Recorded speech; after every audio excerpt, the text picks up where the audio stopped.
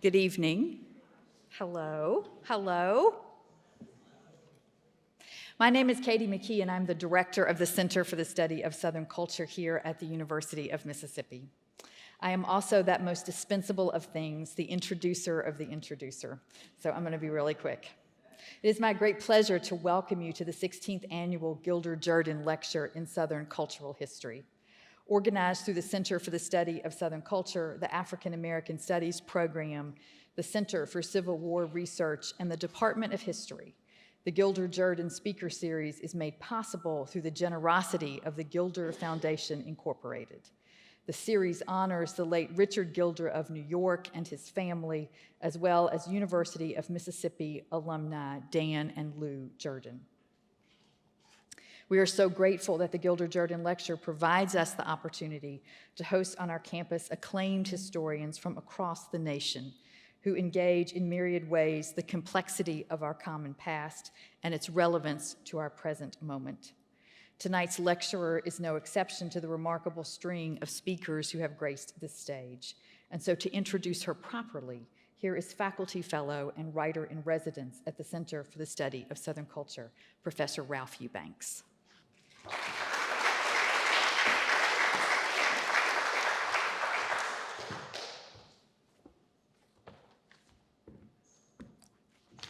Good evening. It's a great pleasure to introduce Annette Gordon-Reed tonight.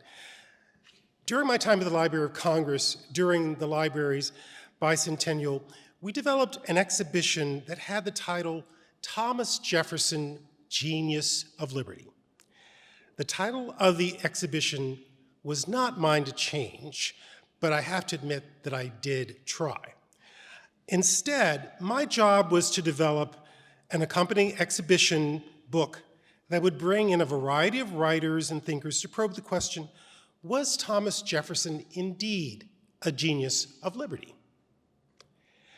One of the scholars and thinkers at the top of my list was Annette Gordon-Reed, whose book, Thomas Jefferson and Sally Hemings, An American Controversy, had just been published a few years before I approached her to write for our exhibition book. I was thrilled when she said yes. And I was extraordinarily pleased with the way Professor Gordon-Reed probed the question my editorial team asked her about the third president. And here's what she said: we should not let the idea of a genius overwhelm the man himself.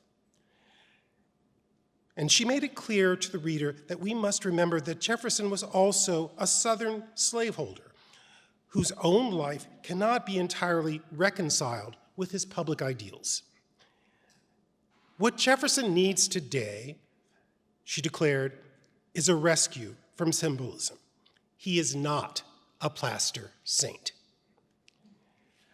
Annette Gordon-Reed is a firm believer in looking at history free of plaster saints, whether it is in her book, The Hemingses of Monticello, An American Family, or in her bestselling On Juneteenth, which is her most personal book and one in which she wrestles with her relationship to her home state of Texas. Although she loves Texas, she notes in On Juneteenth, love does not require taking an uncritical stance toward the object of one's affection. In fact, it often requires the opposite. We can't be of real service to the hopes we have for places and people, ourselves included, without a clear-eyed assessment of their and our strengths and weaknesses. In her writing, Professor Gordon-Reed always strikes the right balance in her assessment of history. Annette Gordon-Reed is the Carl M. Loeb University Professor at Harvard University. She's the author of 6 books and the editor of 2. She was the Harmsworth Visiting Professor of American History at the University of Oxford, the Queen's College in 2014 to 2015, and was appointed an honorary fellow at the Queen's College in 2021. Gordon-Reed served as the 2018-2019 president of the Society for Historians for the Early American Republic, and is currently president of the Organization of American Historians. Her honors include fellowships from the Guggenheim and MacArthur Foundations and the National Humanities Medal. She is a fellow of the American Academy of Arts and Sciences, the American Philosophical Society, and the British Academy. It is a great pleasure now to introduce this year's Gilder-Jordan Lecture, Annette Gordon-Reed.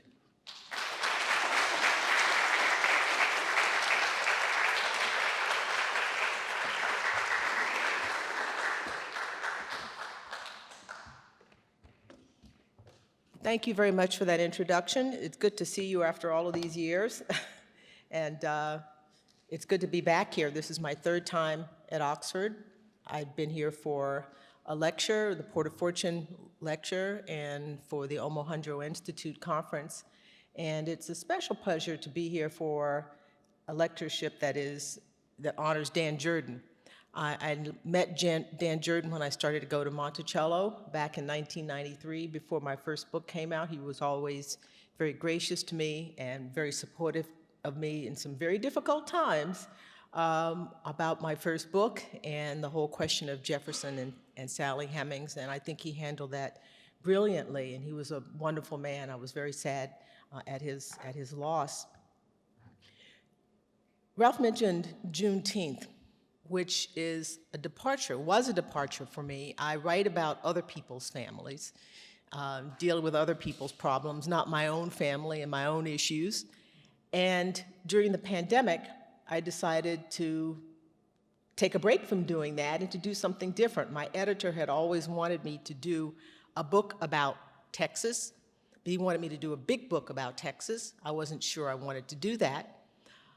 But while I was there in New York City in 2020 during the pandemic, and you all remember that New York City was ground zero for all of that, and there was nothing for us to do but stay in our apartment, occasionally go out for grocery shopping and take a walk in the park and see all of the sort of makeshift hospitals there that they had to put up because so many people were getting ill and dying. It was an interesting time. And I remember thinking about my parents who are no longer living and what they would have made of this situation, the whole world being held hostage by this virus. And I missed them. And I began to think that if I wrote about them, it might be a way to sort of bring them back, in a sense, to be close to them, to talk about our lives together. And so I decided to take my editor up on this idea of doing a book about Texas, but it wasn't going to be a big book. It would be a small book, something that could be done without a real archive, because we couldn't go to archives. They were all closed.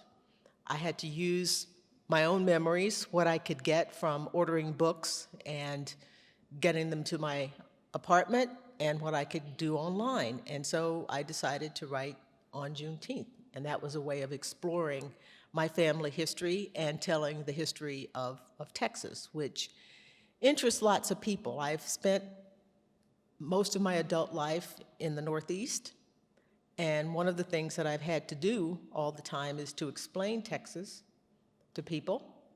What's up with Texas? I think Texas and Florida are the two places that people wonder about the most in the United States, what's going on there. And I thought I would try to tell this story to remind people that Texas is not just a land of cowboys, a land of oil barons. Texas was a slave society. And most people in Texas, the largest population center was in East Texas, which is very much like Louisiana, which is very much like Mississippi in ways, climate-wise. And when I first came here, it seemed very familiar to me, the humidity and the heat. So I wanted to bring that back to remind people that this is what constitutes the history of that state, and it explains a lot of what is going on there. So Juneteenth was a holiday that I grew up celebrating as a child. We celebrated Juneteenth and we celebrated the 4th of July. I never thought about the connection between the two of them growing up. June 19th was the day that Gordon Granger came to Galveston from Louisiana to announce the end of slavery in Texas. Lots of times when people talk about the new federal holiday, they mistakenly say it was the end of slavery, period, and it was not. It was the end of slavery in Texas. I still think it's important because it represents the end of the military effort to maintain the system of slavery after the Confederacy surrendered in Texas on June 2nd. Then that's when the Union Army, the Army of the United States, could go into Texas and make this announcement. Granger goes there with his troops, some black troops as well, to liberate Galveston and the state, the parts that they could take control of. And that was the beginning of a celebration. Not even long after that, they started celebrating this particular day almost as soon as it took place. The enslaved people in Texas did that. He makes this announcement with General Order Number 3, and he says something that turns out to be important, even though it was not something that could be realized at the time. He said not only was slavery over, he said that now the formerly enslaved people, although he didn't say formerly enslaved people, that's my locution, would now exist in a state of absolute equality with their former enslavers. And you think about that. He's making an announcement that people who had been held as property were now going to be equal to the people who held them in property. And he couldn't just say that and make it happen. But why equality? I didn't focus on this that much until I started writing the book. And what he's essentially suggesting is that equality is a basic value in American society. It was not something that was being realized, but after that, the state of slavery was wiped away, equality was the condition that they should live in. And so it was important. And after I was working on the book, I realized that this is connected. This connects, General Order 3 connects this particular act, this particular moment in Texas history, to another moment in history, the Declaration of Independence. And the words, we hold these truths to be self-evident, that all men are created equal. And that those words have become, some people suggest, like the credo, the creed of America. It's the American creed. We're supposed to believe this. This is what, it's a universal value, but it's something that makes people American if you believe in the tenets of the Declaration of Independence. And so I thought it was important that at this particular moment, Granger brings this back, this notion of equality, to the discussion. Now, this was, as I suggested, not anything that he could decree. He is not only linking to the Declaration, but he's making this statement with, in some ways, I guess, a hope. He's sort of a precursor to what comes later with the Equal Protection Clause, later on in the 14th Amendment. He's anticipating that. But this idea of equality is basic to the American understanding.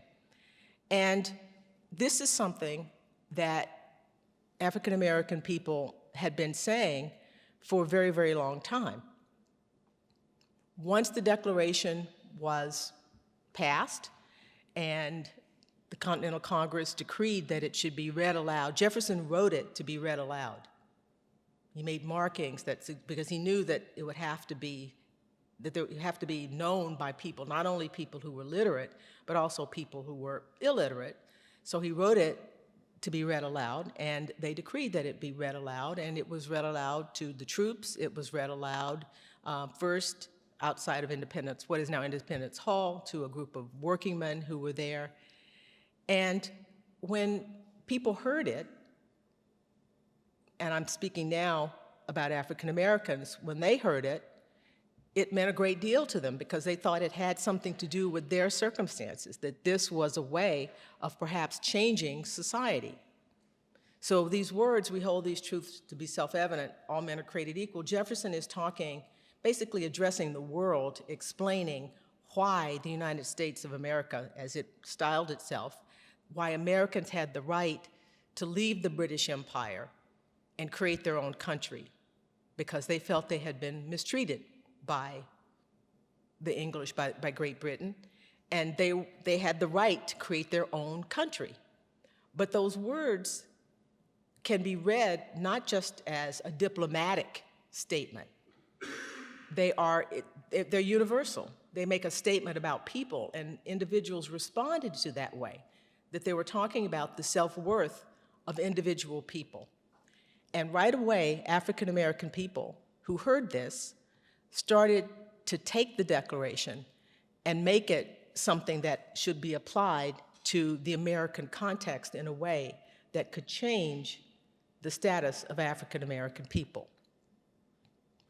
In Massachusetts, where there were a number of free Black people, including a man named Prince Hall, who started the first house of Freemasons for African American people, got together with a group of men, and they wrote a petition and signed a petition to the Massachusetts legislature, what was the General Court, which was the legislature at that time, explaining that since the Declaration stated these things, slavery could no longer be tolerated. So this was, again, not just a statement of a diplomacy saying we're going to create a new country. This was something about the essential worth of human beings that was being denied by the system of slavery. So that petition, that was a petition that stated this right after, in 1777, not long after the Declaration. It didn't immediately take effect. It didn't have its intended effect, but Massachusetts was one of the first that actually did away with slavery during that time period. The revolutionary rhetoric had its effect. So they explicitly stated that this connection existed and explained why slavery was wrong. Another man who wrote under a pseudonym, another Black man, said that the Declaration made this universal statement, but also compared the circumstances of the American colonists to the circumstances of enslaved people. He said, you think that you have the right, that you had the right to declare your independence because all men are created equal, because of the depredations that Great Britain had visited upon you, but look at what's happened to us. How have your struggles been worse than the struggles of African American people? And they haven't. Look at how we've been treated. And so therefore, unless you're going to be a hypocrite, you can't make that statement and seek freedom for yourself and not understand that people of African descent deserve freedom as well. The next incarnation of it that I found in sort of scoping this out, thinking about this, we have Benjamin Banneker, the noted astronomist, and a man who created an almanac that he sent to Jefferson in the early 1790s, explaining, look at what look what I've accomplished. My father was born in Africa, and he was enslaved. And he was free because his mother was white, and slavery followed the status of the mother. And so because his mother was free, he was free as well. But he said, look what I've been able to accomplish with this almanac, and look at what the Declaration says. So he writes to the author of the Declaration. He basically cites Jefferson's words back to him, saying, all men are created equal. What about us? And of course, Jefferson writes back to him and says, I'm very happy that you sent this to me. Nobody wishes more than I to see evidence of blah, blah, blah, blah, blah. And he's very cordial to Banneker. And interestingly enough, he got in trouble for that because he referred to, he said something, he says, I'm glad to see evidence of, success of black brethren. He calls black brethren. And then at the end, he says, I'm your obedient and humble servant. And there were people in newspapers who sort of went after him for saying that because it made him seem as if he was putting Banneker as an equal to him. Now, Jefferson didn't care about those kinds, he thought those kinds of things were minor. He didn't mind calling black people who were free, not enslaved people, Mr. and Mrs., those kinds of things, those kind of honorifics, and this wasn't a big deal to him, but for some people it was. So this exchange gets published. I mean, Banneker had it published, and his friends had it published because it was a big deal. Jefferson was the Secretary of State at that time, and to be in a correspondence with him about this subject of the Declaration and what it could mean for African American people was very important. It was something that it made sense to want it to be out in the public, and it did occasion a great discussion, and it's something that's talked about quite a bit among historians and people who write about Jefferson and race and slavery. So Banneker enters the fray. Then there's a man named Lemuel Haynes, who was another New Englander who was free, and he had joined the militia in Massachusetts as a free black person. He believed in the ideals of the Revolution even before the Declaration, but after the Declaration, and I'm certain, I can't prove this, I've written an essay about him, but he most likely heard the Declaration read because it was ordered, as I said, to be read to the troops. And while he was in the Army, he would have come into contact with this. And he writes an essay called Liberty Extended. And there it's a really, really, I think, brilliant exposition of the whole question of what the Declaration should mean in the United States to African Americans, and what it should mean to whites as well. How do you make this pronouncement and then treat African American people the way they're being treated? He goes through point by point explaining how it would be hypocritical to hold those two views together, and that the country could do better if they would take to heart the words of the Declaration and make it a real creed. Now, Haynes was somebody who was probably not very well known. This essay was lost. He became the first black man to be ordained as a minister in the country. And he actually led a congregation of white parishioners in the 19th century. And he was pretty well known then, but then he sort of fell into obscurity. Excuse me. He fell into obscurity, and Liberty Extended was lost until 1986. And a woman was found in the Houghton Library at Harvard, and then his name came back into circulation, and people thought that this was, as far as we know, the first essay. I'm losing my voice here, I'm sorry. The first extended essay on the connection between the Declaration of Independence and African American people, and how people should take it as something, as a template for how black people should be treated in the United States. Now, this is a difficult subject because, as we know, slavery as a racially based system in the United States, I mean, slavery has existed in societies from time immemorial, but it was usually a matter of war. People became enslaved after they lost wars, and because they could have killed you, people say, and we didn't, we had the right to enslave you. But it wasn't racially based. The racial basis of slavery in the United States makes it creates a particular problem. And the problem is the creation of a racial hierarchy. African American people will be at the bottom of the racial hierarchy, such that even people who were free during slavery were treated as second-class citizens.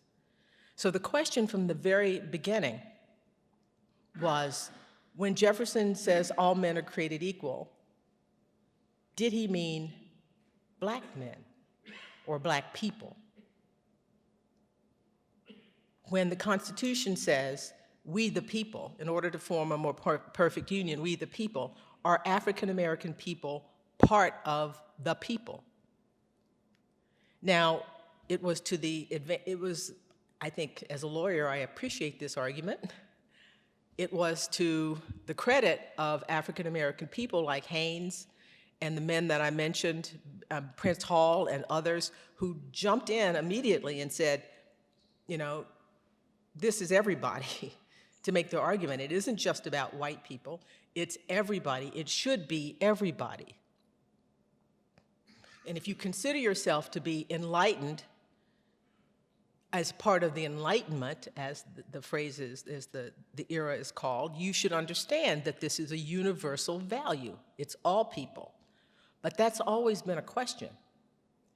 And Hannah Spahn, who is a German historian who has written a book, I think a wonderful book, about how it really has been African American people who, Prince Hall and others, who through the 19th century, and we don't think of African American intellectuals in the 19th century, but there were such people who wrote about the Declaration, who took the Declaration and helped make it what we think of it as today, as a universal statement about universal humanity. Because they had to argue that because it would have helped them. It would help them as Americans. They were trying to make their place in American society by saying that this is a basic credo of the American character. This is what Americans are supposed to believe. I know you've heard people say that the idea that America is a set of ideals. America is not about blood. America is about beliefs, belief system. And the belief system is contained in the Declaration of Independence, and the Constitution takes it up later on when it discusses due process. Other aspects of the Constitution grow out of the system that people should be treated fairly because people are of equal value. And of course, the 14th Amendment gives us the Equal Protection Clause. So this notion of equality as a value, African American people used it to try to make the claim for them a place for African Americans in society. Walker's appeal is the sort of next incarnation of this. David Walker, a Southerner who wrote an appeal, and one of the great near misses of history is that that Jefferson died 3 years before Walker's appeal, and Walker's appeal really takes him to task. If you haven't read it, you should get a copy of it. He is absolutely implacable in his statement that the Declaration of Independence should apply to African Americans as well, and that Americans are being hypocritical by not doing so. And he takes Jefferson to task for things that he says in the Notes of the State of Virginia, which was other document that he wrote in which he speculates about the possible inferiority. He says, I venture it as a suspicion only that African Americans are not as smart as whites. And he says these things in the notes that are sort of the opposite of how he deals at Monticello. The stuff that he knows from the stuff that he tells black people to do at Monticello, that they are in fact intelligent people, or he couldn't have trusted them with the things that he trusts them with. But Walker is the next person who comes along and makes the claim about the Declaration and African American people, but he is much angrier. When Banneker and Prince Hall and those people were writing right after the Declaration, they are hopeful that a change could be made because the revolution had just taken place, and now we're going to do this. We're going to have a new country. By the time Walker is speaking, it's the period of Andrew Jackson. and Black people were losing the right to vote in places where they had it. They were forming what they called a white man's government. That is what they wanted. So Walker is much more in despair than earlier people who were writing about this.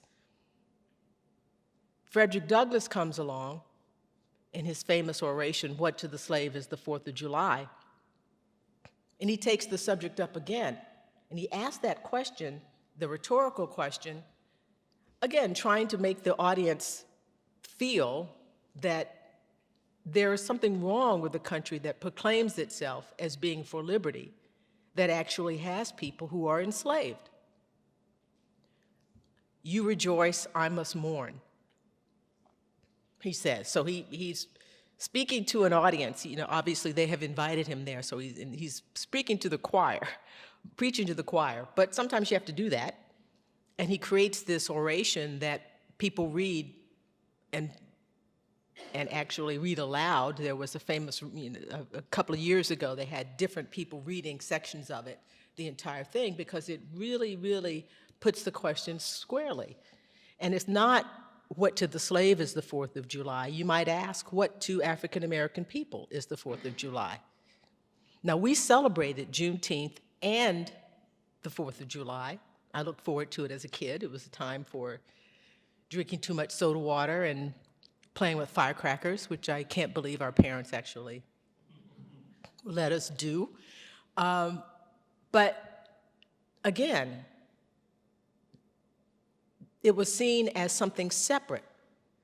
The July 4th was about the hope for a future, that one day it was celebrated almost ironically in the same way that Douglass did, to say, you know, we're celebrating this because we love America, this is our home, we've sacrificed, we pay taxes, we've given to this place, this is where our families are. But we understand that there's a problem, that there's a yet unfulfilled promise of the United States. Juneteenth, for me and my family, was the end of, the recognition of the end of slavery in Texas, meaning the end of the legalized right to sell people's families, to make them engage in labor without pay, all those kinds of things, very concrete things. So it was about the end of something, and July 4th was about a hope for a better kind of future. Now, African American people aren't the only people who have used this notion of equality as a basic American value. Women have done it. At Seneca Falls, rewriting the Declaration, all men and women are created equal. Other groups, any group that has felt marginalized, the LGBT community has used it as well. This notion of equality, treating people, which is a way of, sort of another way of thinking about the golden rule. You do unto others as you would have them do unto you. And so every group that has wanted to make a place for itself here has used those words. And so when I think Granger couldn't have known how African American, well, I'm sure obviously he would have heard of Douglass, but he wouldn't have known likely how all of these other people before him had brought the word equality into a consideration of what African American people's lives should be like. And he certainly couldn't know what other groups would have made of it. But I think he instinctively understood that it was something worth saying. But because slavery, as I said, created a racial hierarchy, it hasn't been easy to have that promise fulfilled, because they're in basic tension with one another. The idea that there should be a superior race and an inferior race, and that other people's families and lives don't matter as much as other people, that doesn't work very well with this notion of equality. So America has always been at war with this, with the instincts that are created by the system of slavery at war with the idea put forth in the Declaration about equality. Now we get to the 20th century, long after Granger's gone, long after Juneteenth, well, not after Juneteenth, Juneteenth has been celebrated every year since 1865, and people decide to launch a civil rights movement, again, that's based upon the notion of equality. Du Bois, the NAACP, all of those groups, Charles Hamilton Houston, who was the architect of Brown, the Brown versus Board of Education decision. Most people, another person who is not as well known as he should be, but he was the lawyer, went to Harvard Law School, was the dean of Howard Law School, was the mentor for Thurgood Marshall. He was the architect of Brown. He would have argued it, but he died. He pretty much worked himself to death, putting all of this stuff together. But equality, he understood that appealing to that notion of equality would appeal to an American sense of fairness, he thought. And that was sort of the basis of the civil rights movement. And so from the Declaration through Juneteenth and General Order Number 3 and this idea of existing in a state of absolute equality as an American value, we've been fighting this battle. It's not a battle that has been won, obviously. We're going through some very interesting times now that we might talk about or might not afterwards when you ask questions. But we're approaching the 250th anniversary of the country, and we need to ask ourselves how committed we are to that ideal. I know that there are naysayers at this point who say that America is more than an ideal. It's not just an ideal. It's about community, it's about blood. And that's a notion I reject. I think it is about people who see themselves as Americans, who believe in the ideals of America, and are willing to sacrifice for the country. That is what makes you an American. But it's a battle right now that's going on about what those words mean. And I'm the, as Ralph mentioned, the president of the Organization of American Historians, which I agreed to do this 3 years ago, thinking, oh, it'll be great. You know, we'll get to celebrate the 250th anniversary, it'll be nice, we could have all these kind of things, and now it's not as happy a story as I thought it might be. But no, I'm still very happy. We're gonna be in Philadelphia, and I'm very proud that I will be able to be there, and we'll talk about the 250th and talk about the Declaration and how we've managed to be where we are to this day, how far we've come in some ways. But I think about those people in Texas in 1865 who heard those words, absolute equality, what it meant to them, even though I'm sure they knew that that was not going to be easy, that it was going to be an uphill battle. But I think we have to go forward, and I hope I can go forward with the kind of faith that they had in what those words meant and how they were going to fit into the American story now that the story had been changed and their status had been changed. I think of 5 men who, in Houston, who, former enslaved men who pooled their resources and bought land in Houston to create a space for people to celebrate Juneteenth in 1875. 1875 in Texas was not a great time for African American people, but their faith led them to do this, and that park is still there. It's now called Emancipation Park. I have been to Emancipation Park as a kid to celebrate Juneteenth, and people are still doing it. And so whatever I think about the moment that we're in and think about over the past years, the difficulty that we've had making that notion of equality real. And when I say equality, not everybody is equally talented, not everybody can sing, not everybody has all, but the humanity, the notion of the essential humanity of everyone is a value that I think we should always cherish and work towards. And so with that, I would like to take your questions, and thank you for coming.